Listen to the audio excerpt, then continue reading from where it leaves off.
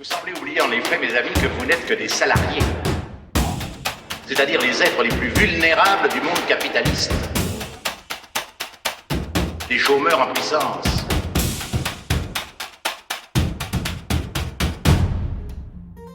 Bienvenue ici, où on adapte le travail aux gens et pas l'inverse. Et quand je dis les gens, ça vaut peut-être le coup de le préciser, y compris les femmes.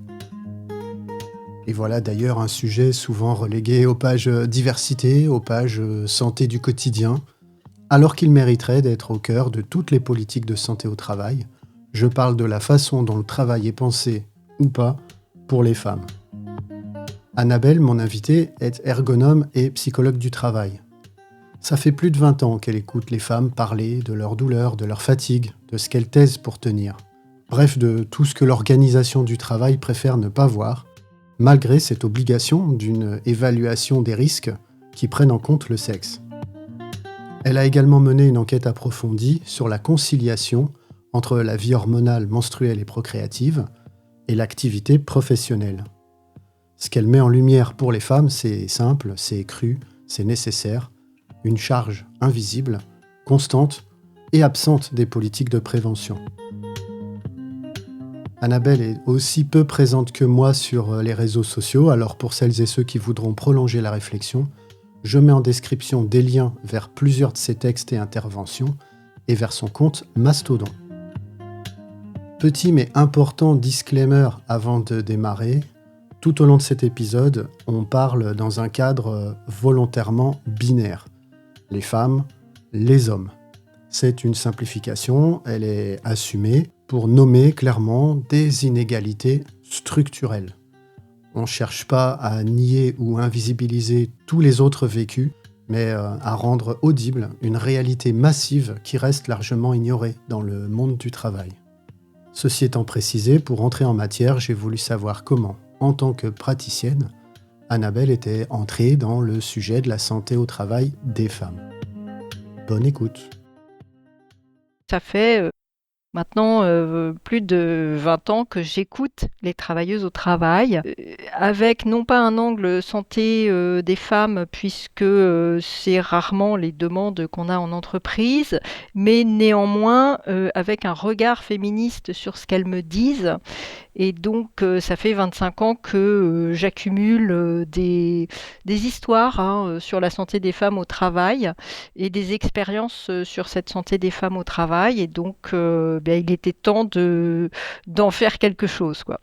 Ça, c'est le premier axe, celui de l'expérience. Et puis, le deuxième, c'est celui de l'histoire du congé menstruel qui a fait grand bruit en France, probablement en Europe, il y a quelque temps. Je n'arrivais pas bien à comprendre pourquoi on se réjouissait d'un congé menstruel en Espagne, dans la mesure où il est extrêmement restrictif et que c'était pour moi une façon vraiment de minimiser les pénibilités que vivent les femmes et les personnes concernées au travail, et que c'était vraiment une façon d'individualiser les problèmes plutôt que de regarder ce qui se passe en réalité dans le monde du travail avec la vie hormonale, menstruelle et procréative globale des femmes et des personnes concernées. Peut-être avant d'arriver à ces aspects-là qui vont nous occuper, je pense, sur la fin de notre entretien, je pense qu'il n'est jamais inutile de refaire un grand tour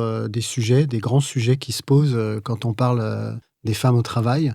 Alors, il y a l'aspect conditions de travail, mais il y a l'aspect rémunération, il y a tout ça. Si on devait faire un grand panorama du sujet du genre au travail, qu'est-ce qu'il faudrait qu'on retienne en particulier ? Souvent, quand on parle des femmes au travail, on a les problèmes des femmes au travail. C'est jamais un terme qu'on entend sur les hommes au travail. Les hommes au travail, ils n'ont jamais des problèmes. Ils ont des pénibilités et des risques, en fait. Quand on parle d'accidentologie masculine, on parle bien de pénibilité et de risque. Et quand on parle des femmes, on parle de la santé des femmes, on parle des problèmes des femmes au travail. Voilà, on a tout un tas d'expressions pour éviter de parler des pénibilités et des risques. Or, moi, je pense qu'il faut aborder la question de la santé des femmes au travail sous le même angle que les pénibilités et les risques des hommes, c'est-à-dire avec les termes de pénibilité et de risque. Alors, quelles sont les grosses différences genrées au travail? La première, pour tracer un gros trait, c'est que la conception et la prévention se font autour de l'homme moyen. Tout est calculé pour des hommes moyens. Et si on ne prend que la taille, il y a 12 cm de différence, en France en tout cas, entre la taille moyenne des femmes et la taille moyenne des hommes. Et donc évidemment, résultat, quand on fait des hauteurs de bureau, quand on fait des sièges, des équipements de protection individuelle, les masques, les casques, les gants, voilà, tout ce qu'on veut, quand on fait un nombre de toilettes qui est dimensionné pour des corps d'hommes, et les femmes moyennes et les femmes qui sont en dessous de la moyenne féminine, elles sont extrêmement défavorisées dans ces conditions-là. Les sièges sont trop profonds, les bureaux sont trop hauts, la température de confort, elle est calculée, alors qu'on sait depuis les années, au moins les années 60, que la température de confort des femmes et celle des hommes n'est pas la même. Elle a au moins 2 degrés de différence. Les EPI, les équipements de protection individuelle, sont trop grands et ils mettent les femmes en danger. Les soldats ukrainiennes qui sont en danger du fait des équipements qu'elles ont. Les pompières qui ont commencé une bataille en Californie depuis un moment pour avoir des équipements de protection individuelle à leur taille. Voilà, on a tout un tas d'exemples. Les outils qui sont trop lourds. Quand vous essayez d'aller desserrer un écrou qui est serré par un mec, vous ne pouvez pas le desserrer. Tout ça, ça nous montre à quel point, en termes de conception et de prévention, tout est centré autour de l'homme moyen et donc évidemment défavorise la femme moyenne. Après, il y a plein d'autres aspects, alors qu'on connaît pour certains mieux, pas forcément tous, mais il y a la question du temps de travail des femmes. La question du temps de travail des femmes, c'est pas une question nouvelle. Les premières grèves de femmes, elles avaient pour objectif de demander une réduction du temps de travail des femmes. Les premières grèves féministes, 1869, les ouvrières de la soie, leur demande, c'était la réduction du temps de travail des femmes et l'augmentation des salaires. Elles ont obtenu la réduction du temps de travail, elles n'ont pas obtenu l'augmentation des salaires. En 1965, on a eu les assises du temps de travail des femmes. Donc la question du temps de travail des femmes, on la redécouvre à chaque génération, mais ça n'est pas une nouveauté. Donc quand on fait de la prévention des risques, on sait pointer le lien entre le temps de travail, sous-entendu rémunéré, et les AVC, les problèmes cardiovasculaires. On a plein d'études qui nous montrent ça. Mais alors, dès qu'on demande à préciser dans les études, mais du coup, par rapport au temps de travail des femmes, qui est plus important que le temps de travail des hommes, si on prend le temps de travail gratuit des femmes, qu'est-ce que ça veut dire en termes d'AVC, en termes de pathologie cardiovasculaire? Ça, voilà, ce cumul-là n'est pas compté dans le temps de travail des femmes, quoi. Et donc ce cumul de risques. On a aussi la charge des multiples responsabilités, donc la charge mentale, qui comprend la charge cognitive, la charge psychique. Donc on veut bien hyper responsabiliser les femmes dans la vie domestique, familiale, sexuelle, avec des rôles toujours plus irréconciliables entre la bonne épouse, la putain, la travailleuse, la pondeuse, la mère, etc. Là, les femmes, elles sont suffisamment compétentes pour tout ça. Aucun mec qui vient se plaindre qu'on te recrute pour toutes ces activités parce que tu es une femme et pas parce que tu es compétente dans ces activités-là. Par contre, quand il s'agit de confier des responsabilités au travail et en politique, donc dans des espaces de pouvoir, voilà, tout de suite, ça devient extrêmement compliqué et les femmes sont toujours suspectées d'incompétence permanente et de n'être là que parce qu'elles sont des femmes, quoi. Cette charge des multiples responsabilités dans la vie domestique et à contrario d'être toujours suspectée d'être sous-compétente pour avoir des responsabilités dans la vie professionnelle, c'est aussi un facteur de risque pour les femmes. La domination, notamment la domination, l'expérience de la domination, ça reste un risque psychosocial. Aujourd'hui, il n'est absolument pas évalué dans les entreprises. La discrimination et l'expérience de la domination ne sont pas des risques évalués dans les entreprises. Et néanmoins, ce sont des risques qui sont extrêmement importants. Ce sont des risques psychosociaux. Et ils sont extrêmement délétères sur la souffrance psychique des personnes concernées. Donc là, je pense aux femmes, aux personnes racisées, aux jeunes aussi, qui sont extrêmement dominées dans les entreprises. Et donc, toute cette expérience de la domination, elle crée aussi de la souffrance en entreprise. Et l'une des premières dominations en entreprise, c'est la domination financière, notamment des femmes, qui permet, avec la force, qui permet toutes les autres dominations. Voilà, on a aussi plus de TMS chez les femmes que chez les hommes. Ça aussi, le baromètre Santé publique France en fait état.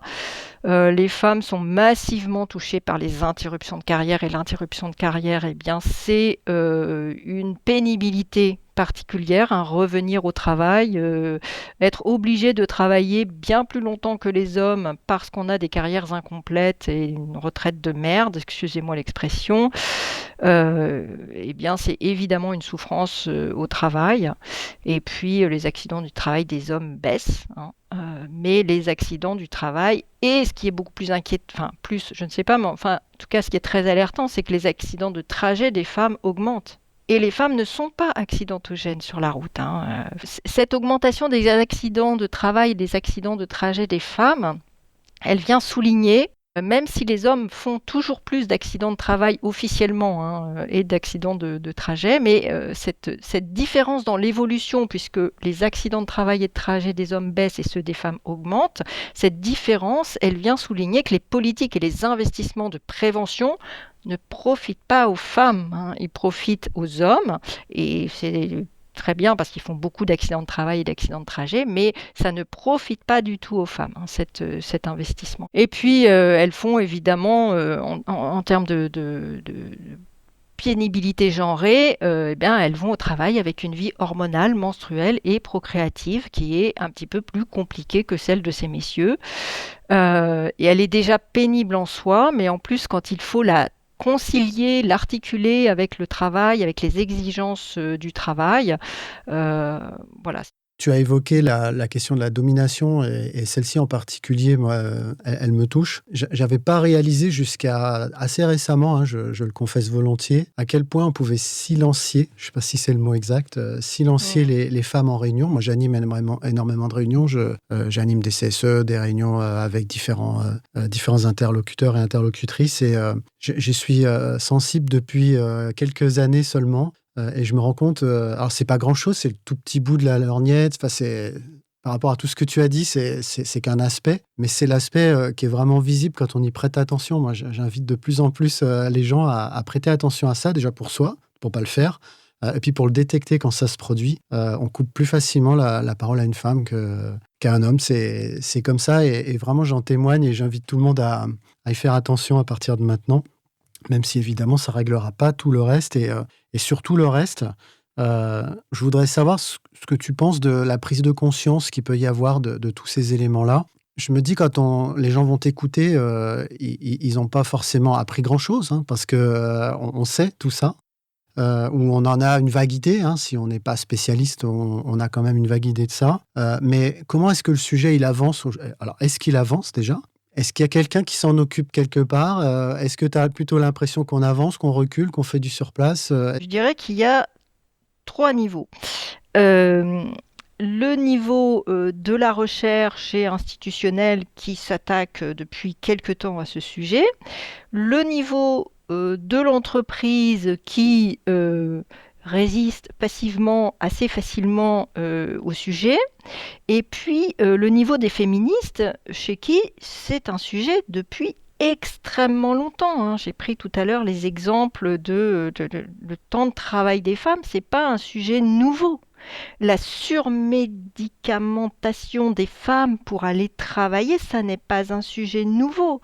On a eu l'histoire du Saridon dans les années 70, mais c'est un exemple parmi tant d'autres où les femmes ont été poussées pour supporter la double journée de travail à prendre des médicaments qui sont à la fois des anesthésiants et puis des médicaments qui leur permettent de faire face à la journée de travail, à la double journée de travail. Et ces médicaments ont fait énormément de dégâts physiquement sur les femmes. Beaucoup ont été dialysées, sont mortes, hein, tout simplement. Voilà, beaucoup de femmes sont surmédicamentées pour aller travailler et ça n'est pas nouveau. Donc, chez les féministes, c'est un sujet qui avance dans le sens où on en parle, on en reparle, on en re-reparle. Voilà, il y a beaucoup de féministes qui travaillent sur le sujet et depuis extrêmement longtemps. Mais il y a une résistance passive, hein, assez facile. Il y a une inertie des pouvoirs, donc des pouvoirs masculins, pour réellement faire avancer le sujet. Donc on a quelques institutionnels, on va dire timidement, qui avancent un peu sur le sujet. L'ANACT a avancé sur le sujet depuis quelques années. En réalité, les effets genrés du travail et les effets genrés des pénibilités au travail, elles existent depuis tellement longtemps que même ça, je trouve que c'est extrêmement tardif. On a depuis 2014 une obligation réglementaire d'avoir une évaluation des risques qui soit sexuée, hein, pas genrée mais sexuée dans le Code du travail. En tout cas, je reprends la formulation du Code du travail. Ça n'est appliqué par personne et ça marche très bien comme ça, hein. Personne ne monte au créneau. Il n'y a, à ma connaissance en tout cas, aucune sanction. J'ai interrogé les organisations syndicales là-dessus. A priori, personne n'a été monté au créneau sur le sujet. Et moi, les quelques organisations syndicales locales, en tout cas, qui me disent tenter d'aborder le sujet en entreprise, elles ont la même réponse que moi, hein, en tant qu'ergonome, quand je tente d'aborder le sujet en entreprise. C'est le rejet direct. Je n'ai jamais eu autant de rejet à une idée en entreprise que quand j'aborde le sujet de la santé des femmes. On reviendra sur la prévention sexuée parce qu'on va essayer de monter au créneau à notre petite échelle. Mais auparavant, je voulais revenir sur un point qui va encore rajouter une couche au tableau que tu viens de dresser. C'est un point là aussi que moi j'ai pris conscience en lisant ce que tu avais écrit. Je mettrai en description toute une partie de ta bibliographie et tes différentes interventions pour que les gens qui nous écoutent puissent aller voir ça. Je me souviens plus où tu as écrit ça, mais moi, ça m'a vraiment marqué. C'est le fait qu'en fait, on ne parle quasiment pas de conditions de travail des femmes. Quand on voudrait parler de ce qui se rapprocherait des conditions de travail des femmes, en fait, on parle de santé quand c'est pas d'autre chose, d'ailleurs. Hein, tu vas peut-être nous le dire. La santé des femmes, elle est abordée en général sous deux angles, la santé reproductive et la santé sexuelle, éventuellement sous l'angle de la santé menstruelle, avec un axe très écologique, hein, pour faire porter la responsabilité du bilan écologique absolument catastrophique des générations de pollution de ce monde. Et il faudrait que les jeunes femmes se contentent qu'on leur rembourse à moins de 26 ans, parce qu'après elles se démerdent, des protections périodiques dans des objectifs d'écologie en fait, hein, voilà. Donc effectivement j'ai écrit un petit article sur le sujet sur le Grand Nancy qui vous allez trouver votre rubrique de remboursement d'une protection périodique par an par famille, je ne blague pas quand même, dans la rubrique éco-gestes. Voilà. C'est comme si les jeunes femmes n'avaient pas suffisamment de pression psychique aujourd'hui sur l'écologie, suffisamment d'anxiété à leur avenir dans un monde qui s'écroule pour leur faire porter la responsabilité de l'inaction des générations précédentes relativement au climat, à l'effondrement de la biodiversité et j'en passe, quoi. Et la santé des femmes, la santé menstruelle, c'est une façon, c'est toujours du positivisme en fait, hein. Il faut être en super... Ça se voit dans les pubs par exemple, la santé menstruelle, elle est abordée sous l'angle du positivisme, hein. Non mais qui sérieusement d'entre nous a envie d'aller faire du patin à glace le jour où elle a ses règles en fait, hein. Mais personne, hein, en vrai. Quelques rares exceptions, mais les exceptions, ce n'est pas la règle et ce n'est pas la norme. Qui a envie de sortir avec ses copines en jupette quand elle a ses règles, comme on le montre dans les pubs? Personne. La première chose à laquelle les femmes renoncent, c'est la sexualité et de sortir avec les copains ou les copines quand elle a ses règles. C'est pas d'aller au boulot, c'est ça. Donc, derrière les termes de santé menstruelle, santé des femmes, santé sexuelle, santé reproductive, c'est une façon d'individualiser les problèmes. C'est renvoyer les femmes à leur corps et éviter de parler des conditions qui produisent cette souffrance menstruelle, qui produisent l'injustice menstruelle. Je veux dire, pourquoi c'est à nous de payer nos protections périodiques, nos protections périodiques, mais qui protège-t-elle? Est-ce qu'elle nous protège, nous? Et justement, la volonté de dire cette souffrance n'est pas liée, cette souffrance n'est pas une question individuelle, ontologique du fait d'être née femme. C'est aussi un sujet des conditions dans lesquelles on produit un travail. Nous, on s'intéresse ici principalement aux questions du travail. Et c'est dans ce cadre-là que, tu l'as évoqué tout à l'heure, les pouvoirs publics, au travers de la loi et au travers de différents programmes, invitent les entreprises qui ne le font pas à mettre en place une prévention sexuée. Et je pense qu'une des raisons pour lesquelles les entreprises n'y vont pas, alors il y a plein de mauvaises raisons, mais il y a certainement celle que on ne sait pas ce que c'est en fait. Qu'est-ce que c'est une prévention sexuée? Parce que c'est pas facile à manipuler comme type d'objet. Qu'est-ce qu'on met dedans? Par quoi on commence? Qu'est-ce qu'on fait? Qu'est-ce qu'on a le droit de dire, pas le droit de dire? On verra peut-être dans un deuxième temps les objections, mais qu'est-ce que c'est? Voilà. Moi, je suis responsable santé-sécurité d'une entreprise. Je veux y aller, j'ai décidé d'y aller, j'ai entendu le message. Je commence par quoi? Je fais quoi? Alors, qu'est-ce que c'est qu'une prévention sexuelle? Alors déjà, petite nuance, c'est-à-dire que la loi, ce à quoi elle oblige les entreprises, ce n'est pas de faire de la prévention, c'est de faire de De l'évaluation l'évaluation, c'est juste. des risques sexués. C'est vrai. Petite nuance qui a son importance Oui, dans le débat. merci de le rappeler. Oui. On y reviendra. Évidemment, le but d'une évaluation des risques, a priori, c'est quand même de faire de la prévention au final. C'est le but qui est visé. Mais la loi ne dit pas on fait de la prévention, elle dit on fait de l'évaluation des risques sexuels. Et ça, il y en a qui s'engouffrent facilement dans la brèche. Alors, je suis responsable santé et sécurité. Qu'est-ce que je fais? Alors déjà, je prends conscience que la loi, elle oblige à faire donc une évaluation des risques sexués. Et du coup, derrière, on nous dit comment on fait un document unique genré ou sexué.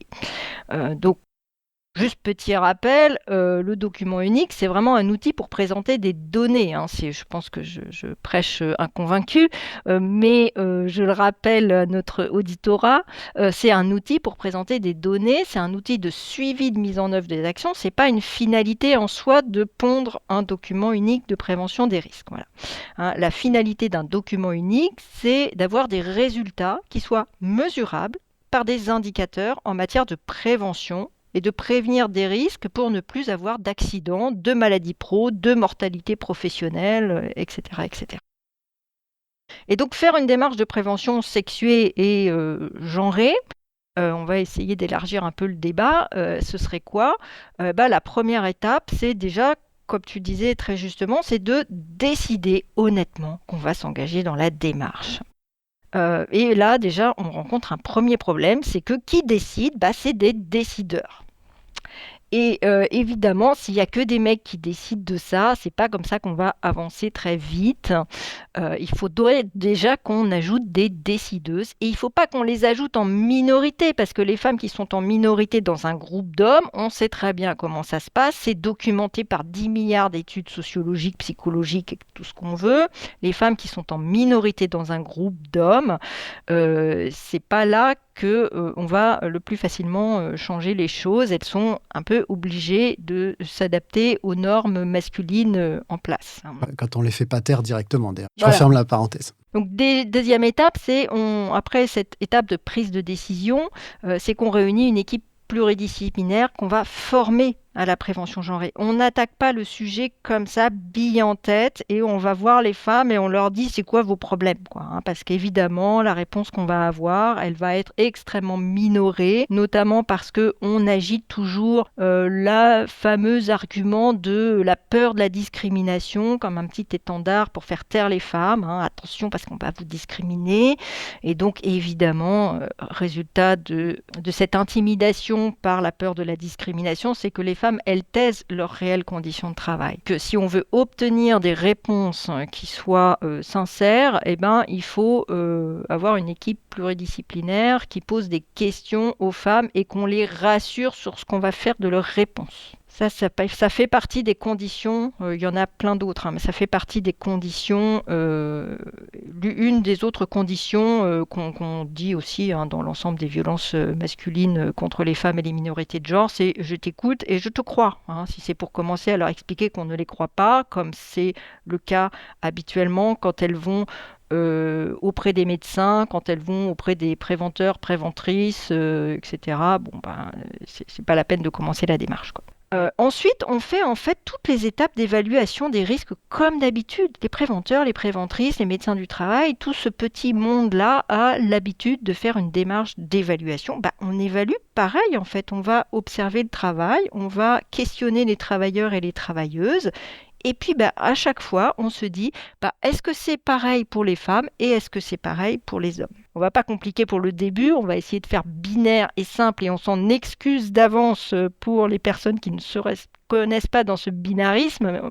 Voilà, on va y aller par étapes. Et donc, il faut se demander de bonne foi à chacune des étapes de la démarche de prévention, qu'est-ce qui est différent pour les hommes et pour les femmes? Alors, on va prendre un exemple sur on fait le même métier. Je sais pas moi, je suis infirmière et tu es infirmier. Qu'est-ce qui est différent pour toi ou pour moi dans les conditions de travail? Est-ce que les violences que tu vis en tant qu'infirmier de la part des patients sont les mêmes violences que celles que je vis? Évidemment, non. Ce n'est pas la même durée d'exposition, ce n'est pas la même fréquence d'exposition.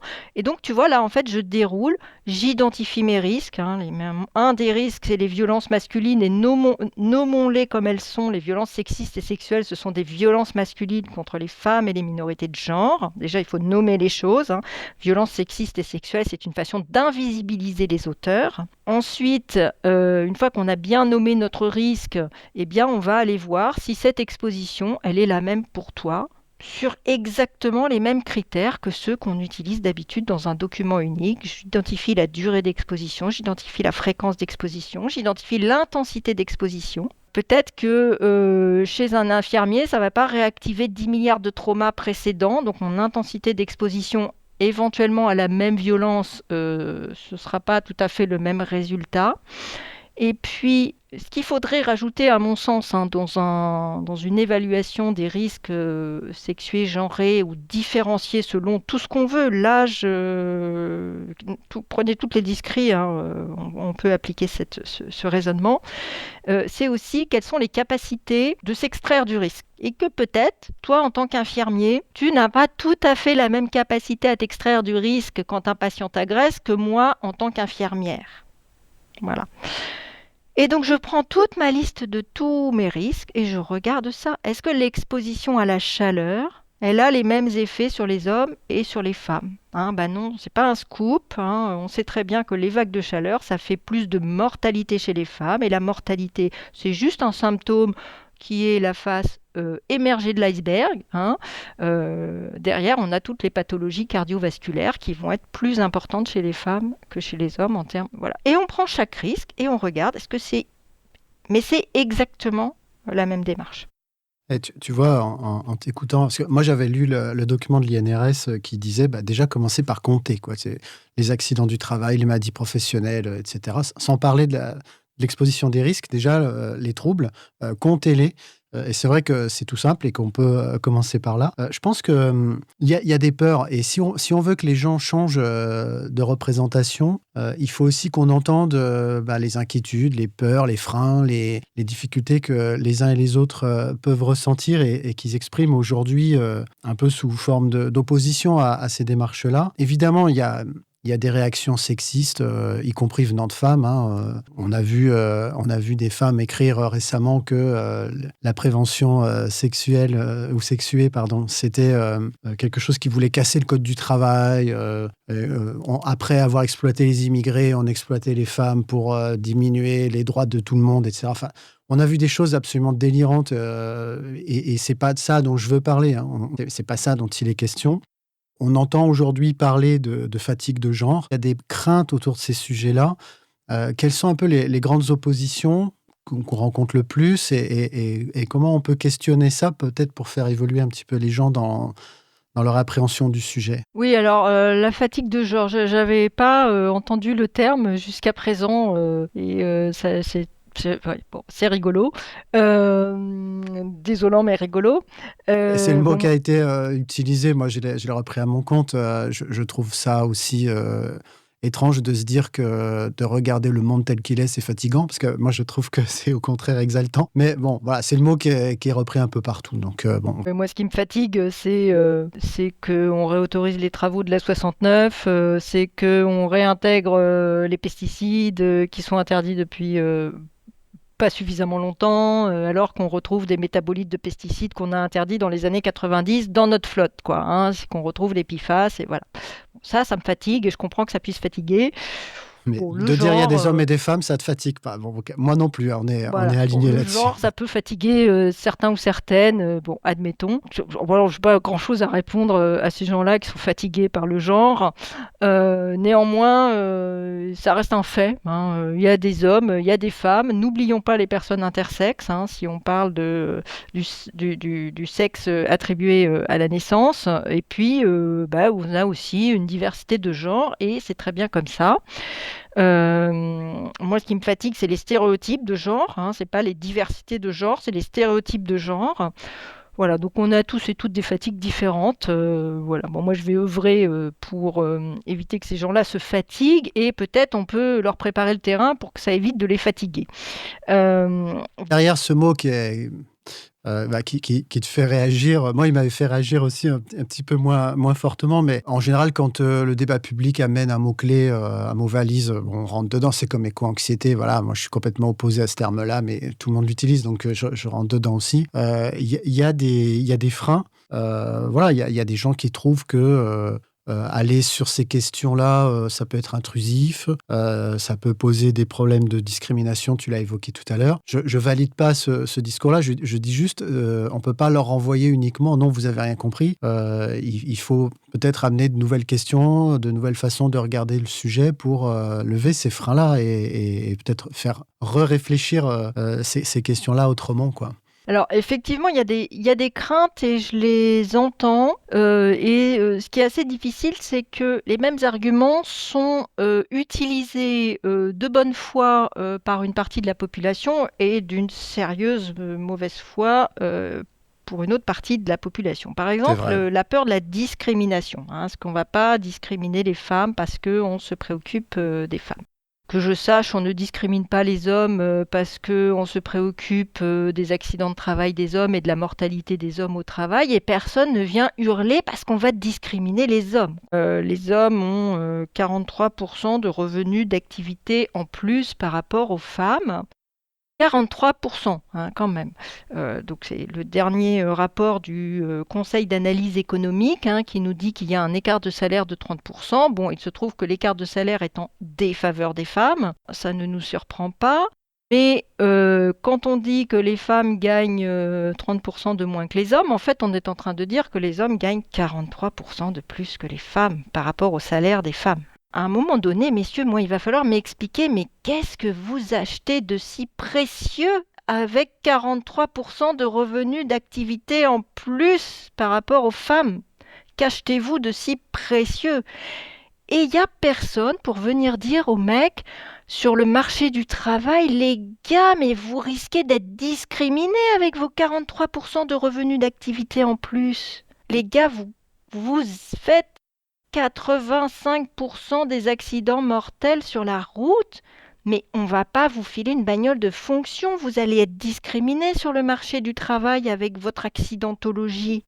D'ailleurs, tu te souviens, moi, quand j'ai commencé à conduire, on avait un malus homme.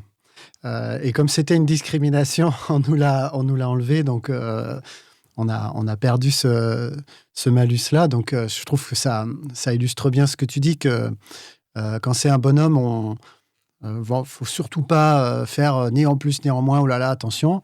Par contre, les femmes, c'est naturel, quoi. Elles le portent en elles. C'est quelque chose qu'elles ont introjecté. Et de toute façon, c'est leur nature. Et derrière, il y a l'essentialisation. Mais pour autant, moi, je suis assez sensible à cette crainte. Je suis pas sensible à l'argument, mais je suis sensible à la crainte exprimée notamment par certaines femmes avec qui j'ai pu en parler. Elles me disent pas je veux être un homme comme les autres, hein. Elles me disent pas ça, mais elles me disent je veux être une travailleuse, une salariée comme les autres. Voilà, je veux rien de plus. Et justement, c'est là où il faut arriver à mettre en discussion. C'est pas quelque chose en plus en fait.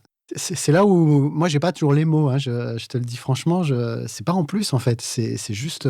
C'est une compensation. Il y a d'une part la notion de compensation. Nous sommes exposés à des risques et des pénibilités en plus, ou qui sont plus fréquentes, ou qui sont plus intenses, ou qui ont des conséquences aussi beaucoup plus fortes sur les femmes que sur les hommes. Eh bien, on vient compenser. Nous, ce qu'on veut, c'est que, au final, quand la courbe des accidents de travail des hommes, elle baisse, celle des femmes, elle baisse. Je comprends hein, cette peur et je la partage très sincèrement. Mais derrière, ça veut dire aussi que on utilise la discrimination comme un prétexte pour maintenir ces discriminations qui sont déjà présentes au travail. Ces discriminations, elles existent. De fait, les corps des femmes ne sont pas des corps d'hommes. Les corps des personnes intersexes ne sont pas des corps d'hommes, ne sont pas des corps de femmes non plus.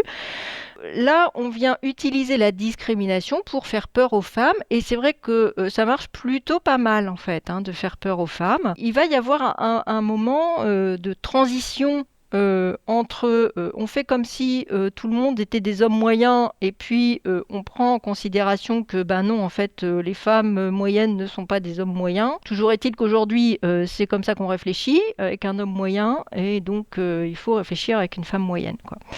Même si on discute de la notion de femme et d'homme moyen. Je dirais peut-être aux femmes qui ont des appréhensions à ce qu'on vienne regarder les particularités qu'elles vivent au travail, que oui, certes, mais toute avancée féministe, à un moment donné, a son revers de médaille sur la génération qui fait cette avancée féministe. Alors on ne va pas nier que certains vont essayer de l'utiliser comme une discrimination, mais enfin, est-ce qu'on va revenir sur le congé maternité? Parce que le congé maternité, il crée toujours de la discrimination.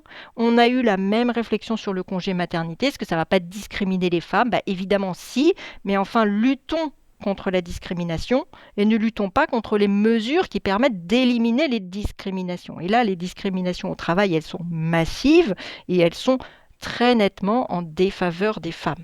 La réponse m'éclaire aussi sur des choses que moi, il faut peut-être que je retravaille dans mon approche de ces questions-là, parce que moi, j'ai plutôt fait partie des gens qui disent écoutez, concevez des postes de travail qui soient accessibles à tous, y compris aux gens porteurs de handicap, etc. Parce que quand vous le faites, entre guillemets, pour le plus faible, je le dis comme ça, vous le faites pour tout le monde. Donc, orienter l'action dans ce sens-là. Mais ce que tu nous dis, c'est que on n'est pas là pour faire avancer la cause de tous. On est là pour régler des problèmes qui sont des problèmes d'inégalité dès le départ. Et donc, qu'il faut regarder comme ça, en fait. Et c'est là où tu vois, je fais mon autocritique en même temps. Il faut aussi se décaler de ce côté-là. Et ça répond quand même à pas mal d'objections, en effet. Alors, sauf, bien entendu, à la question de combien ça coûte, etc. Mais quand je reprends ce que tu nous as dit tout à l'heure, si je veux me lancer dans ce type de réflexion, je compte. Je vais quand même déjà... Dans un premier temps, compter, ça coûte rien, ça c'est facile à faire. 2, je vais reprendre mon évaluation que normalement j'ai déjà de l'ensemble des risques de mon entreprise. Je vais réunir un collectif interdisciplinaire dans lequel je vais mettre des femmes qui font le travail, et en majorité. Et puis je vais leur demander qu'est-ce qui change entre les hommes et les femmes là-dedans. Et si je fais ce travail-là, je suis prêt à parier que je ne vais pas trouver des choses qui vont me surprendre. Je vais pas tomber de ma chaise, je vais pas me retrouver à reconcevoir tout mon process de travail. Je vais retrouver des situations de gestes et postures, éventuellement, où là, je vais être obligé d'être un petit peu caricatural parce que, il y a des femmes plus fortes que certains hommes, hein. Mais bon, dans les grosses moyennes, on va pouvoir identifier ce qui est à regarder. Si déjà je fais ça, j'aurai avancé et ça va pas me coûter 40% de mon chiffre d'affaires, quoi. Enfin, c'est pas compl moi, c'est ça que je retiens de la méthode, en fait. C'est que, il faut y aller avec ce regard-là de, ça suffit, on arrête de se prendre, le chou, voilà, on n'est pas en train de mettre à bas la République ou je sais pas quoi. On fait juste ce travail-là technique, entre gens qui connaissent le boulot et puis on voit ce qui en sort et puis ce qui en sort, on le traite, quoi. Les sujets, on les prend un par un et puis on voit ce qu'on en fait, quoi. Si je résume, c'est ça la prévention, sexuée, à ce moment de l'histoire, quoi. Alors, après, dans comment on interroge les travailleuses, il y a aussi une approche des travailleuses pour qu'elles révèlent, parce qu'il y a des choses, effectivement, on va pas tomber de notre chaise, mais il y a des choses où je pense que les mecs vont tomber de leur chaise quand même. Les femmes moins, mais les hommes, oui. Par exemple, dans l'enquête que j'ai menée sur la difficile conciliation entre la vie hormonale, menstruelle et procréative des femmes, on a des risques qui sont quand même pas piqués des verres, quoi. J'ai des caissières qui, moi, m'expliquent, moi, je mets 2 tampons et une serviette nuit pour tenir jusqu'à la pause, quoi. Évidemment, mettre 2 tampons, c'est super dangereux. On a des aides à domicile qui se changent sur le bord de la route parce qu'on ne leur laisse pas accès aux toilettes. Les petits vieux qu'elles vont torcher ne leur donnent pas accès aux toilettes parce que l'eau, ça coûte cher. Voilà, on en est là quand même, sur la santé des femmes au travail, si on veut positiver le terme. Donc non, c'est pas la santé, c'est la souffrance des femmes. Et donc, évidemment, se changer sur le bord de la route est extrêmement incommode, d'une part. Par ailleurs, on s'expose, et les femmes qui le font ont conscience de ça, on s'expose à la violence masculine, parce que quand on est en train de pisser sur le bord de la route, combien de klaxons on va compter, et à un moment donné, on a toujours peur qu'il y en ait un qui s'arrête, et de fait, ce n'est pas une invention de notre part, c'est juste Le une réel, ouais, c'est le réaction réel. qui est liée à nos expériences de violence. Et donc, il faut lever toute cette peur et cette honte. Moi, quand je fais des groupes de travail en non-mixité, c'est un des outils aussi pour arriver à lever les freins à l'expression des risques et des pénibilités genrées. Là, je prends ceux qui sont liés à la vie hormonale, menstruelle et procréative, mais il y en a plein d'autres qui ne sont pas forcément liés à ça, mais que les femmes ont quand même du mal à exprimer parce que en creux, on est en train de leur expliquer que ce qu'il faut qu'elles mettent à jour, c'est qu'elles ne sont pas des hommes qu'elles ne sont pas dans la moyenne des hommes. Et ne pas être dans la moyenne des hommes, aujourd'hui, ça reste extrêmement dévalorisé. Ce qui fait que les femmes ne s'expriment pas sur ces pénibilités et ces risques particuliers qu'elles ont, et quand on les interroge là-dessus, elles en ont parfaitement conscience. Quand elles s'expriment en non-mixité, moi, ce qu'elles me sortent en général en chœur, c'est la peur et la honte. Quand je leur demande pourquoi vous n'exprimez pas tout ça à vos préventeurs, préventrices, médecins du travail, etc. Médecins du travail, elles ne s'expriment pas aux médecins du travail. Voilà, c'est les deux premiers termes que j'entends, c'est la peur et la honte. Voilà, Les femmes vivent dans la peur et dans la honte. Il y a une vraie incapacité apprise pour le coup de s'exprimer sur ces sujets-là, c'est clair. Tu vois, je pense que sur la partie physique, on va dire, des choses, de santé physique, de conditions de travail physique, les réponses que tu fais, moi, m'éclairent bien et je pense que ça ouvre un chemin. Mais moi, j'ai encore des craintes. C'est sur la partie risques psychosociaux. Je ne compte plus. Si on m'a enlevé un doigt à chaque fois que j'entends une DRH me dire, une DRH me dire ça, c'est un boulot de pression, on peut pas y mettre des femmes, ou ça, c'est un boulot, on va pas mettre deux femmes ensemble parce que nana. S'il y a un endroit où moi j'ai peur des stéréotypes, et j'ai dit une DRH parce que dans ma tête j'ai des exemples et c'est bien souvent des femmes. Moi, c'est vraiment un thème sur lequel j'ai hyper peur des stéréotypes, en fait. Et si on commence à dire dans le document unique, il faut évaluer les risques, dont les risques psychosociaux, qui sont des risques professionnels comme les autres, et qu'on dit on va genrer ou sexuer ça, moi, ça m'inquiète. Est-ce que tu partages mes inquiétudes ou est-ce que je me fais du mouron pour rien et je veux continuer de faire perdurer mon privilège d'homme blanc, aux cheveux blancs et diplômé, quoi. Non, je partage tes inquiétudes. Juste, je voudrais dire une petite précision quand même. Quand les femmes font appel à des stéréotypes de genre pour dire des choses, elles n'ont pas les mêmes motivations que les hommes. Je voudrais quand même le souligner, hein. Les femmes qui font appel à des stéréotypes de genre, je caricature aussi, je veux dire dans les grandes lignes, elles le font notamment parce que, alors déjà parce que nos stéréotypes de genre globalement sont relativement intégrés hommes et femmes, mais aussi elles le font parce qu'elles sont obligées de se glisser dans le monde du travail avec en valorisant les idées masculinistes. Les motivations des hommes, c'est préserver leurs acquis, hein, et leur domination. Les motivations des femmes, c'est moins ça quand même. Après, est-ce qu'on a raison de se faire du mouron, peut-être notamment sur les risques psychosociaux? Oui, on a des raisons parce que de toute façon, voilà, la prévention genrée, on va pouvoir lui faire dire n'importe quoi, hein. C'est comme l'index égalité femmes-hommes, hein. Si on était un petit peu sincère sur l'index égalité, on l'appellerait l'index inégalité femmes-hommes, hein. Voilà. Donc quand on dit index égalité, c'est un petit peu quand on fait santé psychique, santé menstruelle, santé, voilà. C'est du positivisme pour nous rappeler que on est égaux en vrai, hein. Ben, en fait, non, on n'est pas égaux en vrai. Euh, Après, ce que ça peut aussi, toujours pareil, c'est si on est de bonne foi, et donc tout l'enjeu, il est là, hein, dans la prévention genrée, ce que ça peut mettre à jour, c'est aussi que les hommes ont des vulnérabilités qu'ils n'expriment pas, hein. Et ces vulnérabilités, elles limitent aussi la capacité à aller faire enfin, le fait de ne pas s'exprimer leur vulnérabilité limite notre capacité à aller faire de la prévention des risques par rapport aux hommes.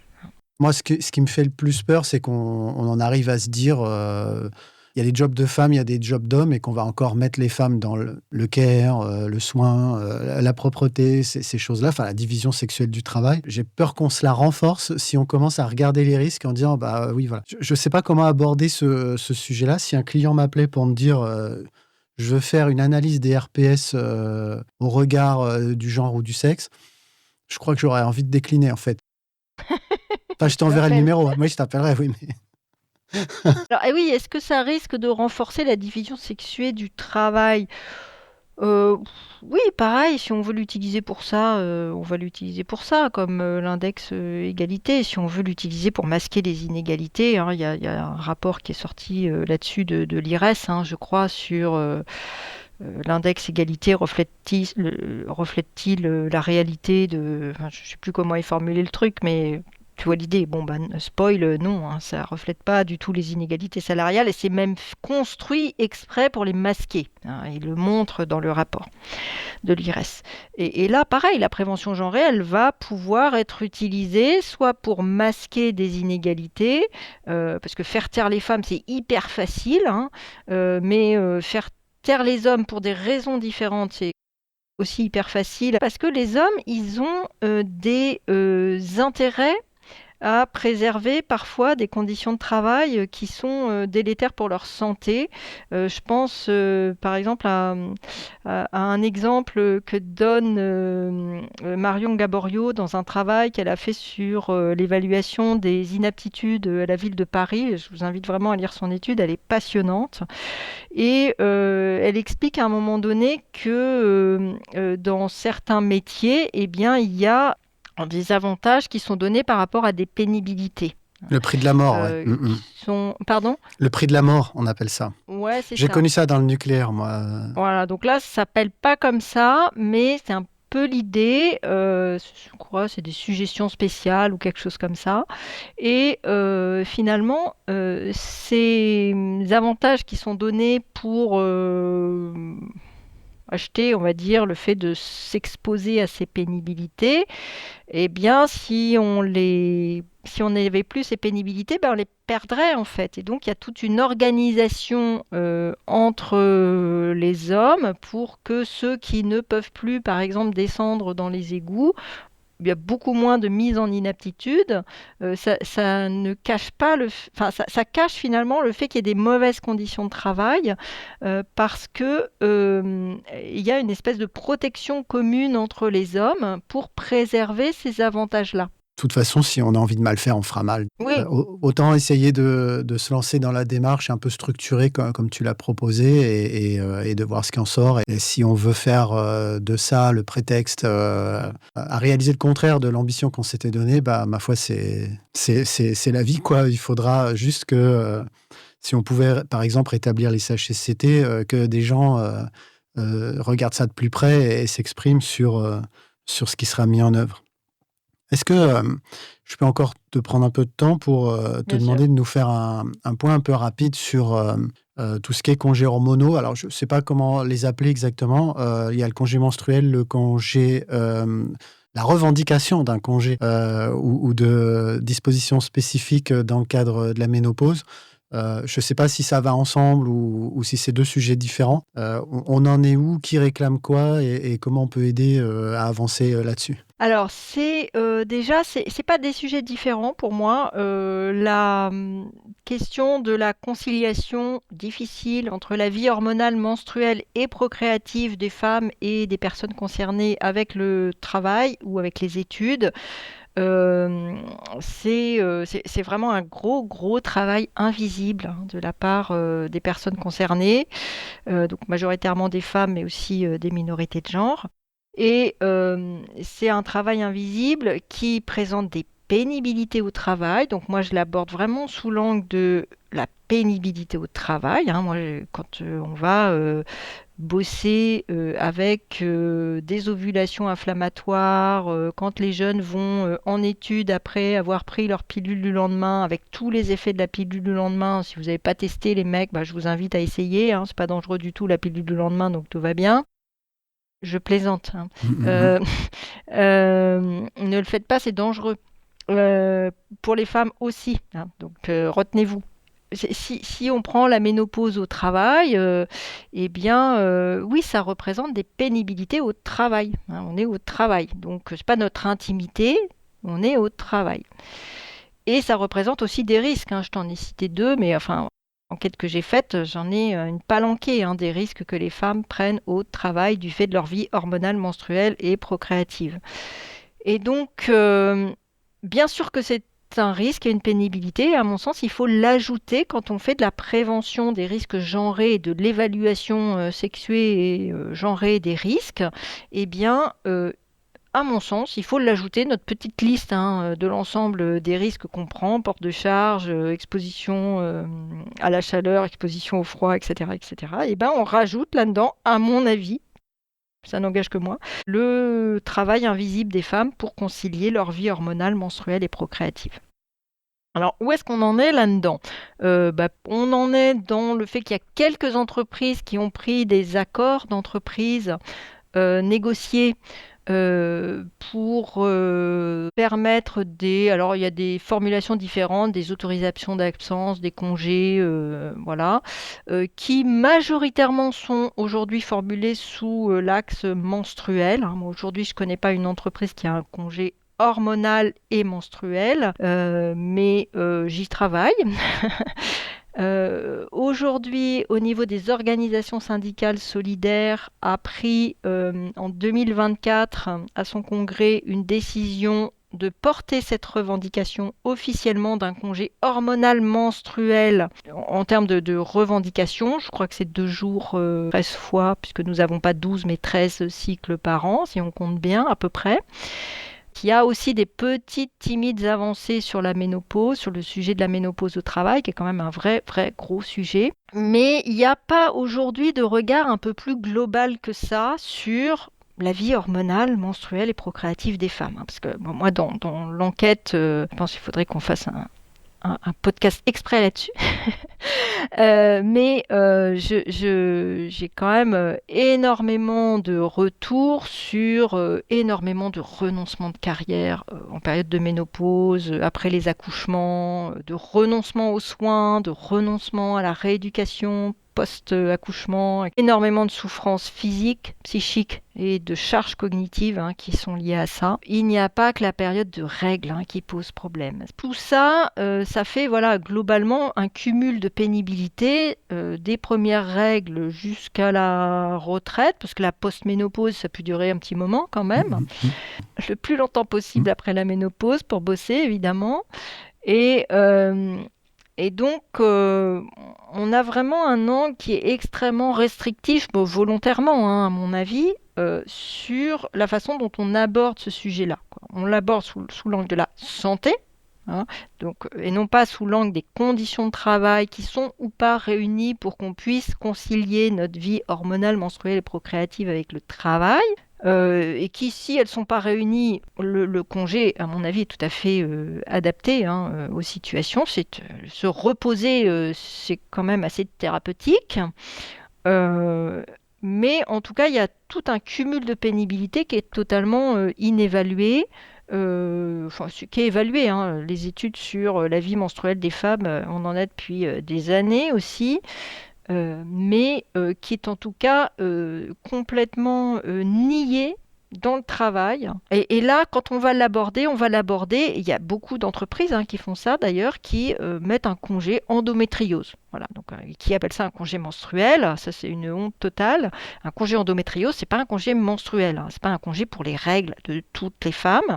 C'est un congé pour les femmes qui ont une endométriose qui a été reconnue médicalement et qui, si possible, on va leur troquer leur congé endométriose contre la reconnaissance de la qualité de travailleuse handicapée qui permet ensuite de réduire la contribution sur le sujet du handicap, contribution volontaire des entreprises et non pas l'amende, parce qu'on n'embauche pas suffisamment de personnes en situation de handicap. Donc on va aller troquer aux femmes, ça c'est le bon jackpot en fait, l'endométriose, pour aller troquer aux femmes une reconnaissance de travailleuse handicapée contre un jour de congé, peut-être 2 dans le meilleur des cas, mais enfin plus fréquemment c'est 1. Avec les enjeux de financement qui sont derrière, mais n'ouvrons pas cette porte-là. J'ai bien noté la proposition d'un épisode à propos de ton enquête et peut-être pour creuser un peu plus ces aspects hormonaux et pourquoi pas d'ailleurs un webinaire ou quelque chose comme ça. Enfin, il faudra qu'on en discute. J'ai vraiment envie que tous on se mette à réfléchir, tous et toutes, sur ce que tu as proposé tout au long de l'échange. C'est que oui, ce sont des sujets de santé, évidemment, mais ce sont aussi des sujets de conditions de travail. Voilà, c'est pas évident de basculer dans ce mode-là. Moi, je suis en train de le faire, j'avoue, tranquillement. Et il y a encore 1 an ou 2, j'étais moi-même sur ce sont des sujets de santé, c'est la santé des femmes, c'est leur corps. Non, c'est d'abord un problème structurel et un problème d'inégalité et il y a quelque chose à faire au travail. Et j'espère qu'on aura permis de lancer cette réflexion chez les gens qui nous écoutent. Est-ce que, avant qu'on se quitte, je peux te proposer de nous donner une idée saugrenue que tu voudrais qu'on puisse ruminer dans les jours qui viennent? Alors, des idées saugrenues, moi j'en ai plein par rapport aux dernières idées de notre gouvernement de faire un grand plan filles et maths. Moi, je proposerais plutôt qu'on fasse un grand plan garçons et ménage, garçons et soins. Voilà, ça nous soulagerait un petit peu. Je trouve que cette façon d'aborder le travail des femmes sous l'angle votre travail n'a de valeur que si c'est un travail qui est déjà valorisé dans la société, survalorisé par rapport à la réalité du travail des femmes, qui est le soin, le ménage, le tertiaire. Voilà. Je trouve que c'est faire prendre beaucoup de risques. C'est beaucoup de générer beaucoup de... C'est même plus du risque là. C'est vraiment générer de la souffrance psychique chez les femmes qui n'ont pas du tout envie d'aller dans les maths et elles ont bien le droit finalement. Voilà. Ça, c'est ma première idée saugrenue. Une autre idée saugrenue, parce que je suis quand même bien remontée par l'idée qu'on vienne afficher sur la Tour Eiffel les noms de femmes scientifiques, là aussi, mais quelle pression on met sur les femmes pour aller faire des jobs qui sont survalorisés dans la société, alors que c'est très loin de leur quotidien. Je ne dis pas qu'il ne faut pas que les femmes deviennent scientifiques, c'est pas ça le sujet, hein. Je dis que ça crée, à mon sens, de la souffrance psychique pour l'immense majorité des femmes qui sont des aides à domicile, qui sont des femmes de ménage, qui sont dans les métiers extrêmement féminisés. Et donc moi je proposerais plutôt que sur la Tour Eiffel, on affiche l'ensemble des noms des femmes de ménage, des femmes qui nous permettent de vivre au quotidien et de faire tourner le pays, et sans qui ce pays s'arrêterait. Voilà, ça c'est une deuxième idée. Et puis enfin, tu m'as demandé une, mais je vais en filer plusieurs, hein, parce que j'ai plein d'idées saugrenues. Fallait pas me lancer sur le sujet. Et donc, moi, je propose qu'en fait, avec les 43% de revenus d'activité en plus des mecs, on fasse une grande caisse de grève féministe. Voilà, et qu'on mène une grande action nationale qui s'appelle la grève menstruelle. Et la grève menstruelle, ça prend différentes formes. La première, c'est qu'on fait la grève du port de protection périodique. Nous ne portons plus de protection périodique tant que nous les finançons avec nos sous. Ça veut dire qu'on se pointe au boulot sans protection périodique. Voilà, j'ai déjà dit ça dans une conférence un jour, et donc il y a une chef d'entreprise qui est venue me voir et qui m'a dit « Ok, j'ai compris le message. Demain matin, je passe avant de venir au boulot acheter des protections périodiques et je les mets dans les chiottes. » Parce que vous imaginez le délire si on ne finance plus avec notre argent les protections périodiques qui nous permettent de venir au travail. Voilà, donc les protections périodiques, ce sont des équipements de protection collective, ce sont des EPC, hein, ce ne sont pas des équipements de protection individuelle, ce ne sont pas des EPI. Ils visent à protéger la collectivité. Une deuxième action dans la grande grève menstruelle, c'est que tant que nous n'avons pas de protection périodique dans les toilettes, nous faisons une grande action de désarmement. En écologie, on fait aussi des actions de désarmement de tous ces projets mortifères. Et bien là, on va faire une action de désarmement dans les chiottes des mecs et on va enlever le PQ dans les chiottes des mecs, parce que quand on n'a pas de protection périodique dans les toilettes des femmes, c'est comme si vous n'aviez pas de PQ, comme si vous aviez une diarrhée menstruelle tous les mois et comme si vous n'aviez pas de PQ et vous vous débrouillez pour venir avec votre PQ, les gars. D'accord ? Et puis enfin, j'ai une dernière idée, je pense que ça c'est celle que les mecs vont le plus apprécier, c'est de faire un grand plan d'égalité professionnelle. Et par souci d'égalité professionnelle et pour ne pas discriminer les hommes, moi je propose que les hommes ils aillent bosser 5 à 7 jours par semaine, tous les 23 jours, avec une protection périodique humide aux fesses toute la journée, toute la nuit, un simulateur de douleur de règles toute la journée et toute la nuit, et c'est nous qui réglons l'intensité, un petit vêtement chauffant qu'on peut régler à distance pour simuler les bouffées de chaleur, etc. Et puis en ayant pris un médoc diarrhéique pour simuler les diarrhées menstruelles, parce que les menstruations c'est aussi ça, c'est aussi pour à peu près 30% des femmes et des personnes concernées, une diarrhée prémenstruelle ou menstruelle pendant une journée ou deux. Voilà. Et ça les mecs, ça c'est l'égalité professionnelle. Donc tout ça pour souligner qu'en fait nous avons une réflexion qui est très égalitariste. L'égalité professionnelle c'est ça les gars. C'est d'aller tous les mois bosser dans ces conditions-là. Eh bien, moi qui voulais une idée saugrenue, j'en ai eu quelques-unes, pour le prix d'une. Merci infiniment, Annabelle, pour tout ça. Je pense qu'on a fait un travail utile maintenant aux auditeurs de réfléchir à tout ça. Merci encore. Merci à toi pour tout ton travail et tous tes podcasts absolument passionnants. Merci.